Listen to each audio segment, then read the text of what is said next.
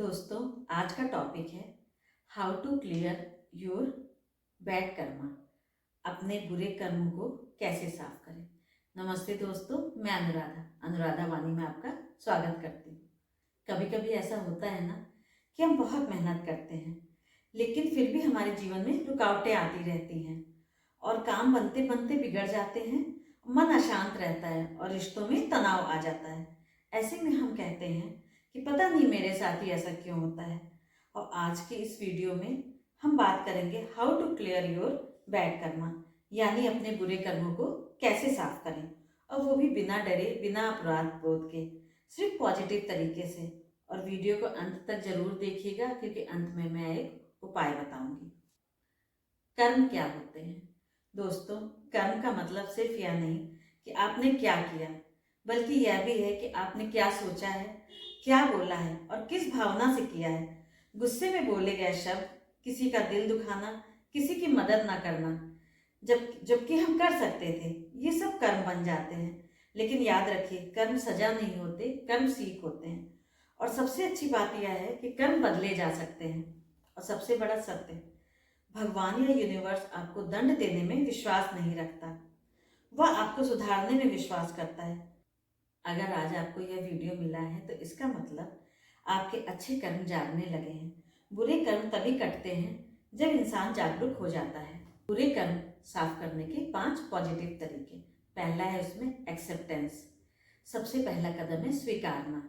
मन ही मन कहिए कि हाँ, मुझसे गलतियां हुई हैं, लेकिन अब मैं बेहतर बनना चाहता हूँ, बनना चाहती हूँ। खुद को दोष देना बंद कीजिए और स्वीकार करना ही इसका आधा समाधान है।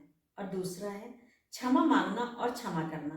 दोस्तों, अगर आपने किसी का दिल दुखाया है, मन से उससे क्षमा मांगिए, भले ही सामने जाकर ना कह सके। और उतना ही जरूरी है कि दूसरों को माफ करना, जबकि जब तक आप माफ नहीं करते तब तक कर्म आपका बोझ ही बना रहता है।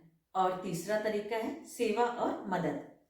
सेवा सबसे शक्तिशाली कर्म है। किसी भूखे को खाना देना, किसी दुखी की सुन लेना और किसी जरूरतमंद की मदद करना। बिना दिखावे की गई सेवा हजारों बुरे कर्म कट जाते हैं। चौथा तरीका है शब्दों और विचारों की सफाई।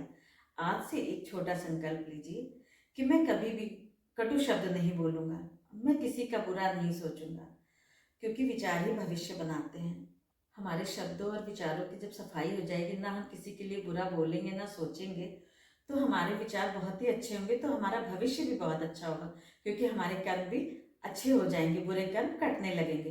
अब पांचवा तरीका ये कि रोज एक छोटी सी प्रार्थना, और रोज सिर्फ 2 मिनट ये प्रार्थना करनी है कि हे ईश्वर, मेरे जाने अनजाने किए गए सभी कर्मों के लिए मुझे क्षमा करें और मुझे सही मार्ग में चलने की शक्ति दें। सोने से पहले भी आपको ये छोटी सी ही प्रार्थना करनी है।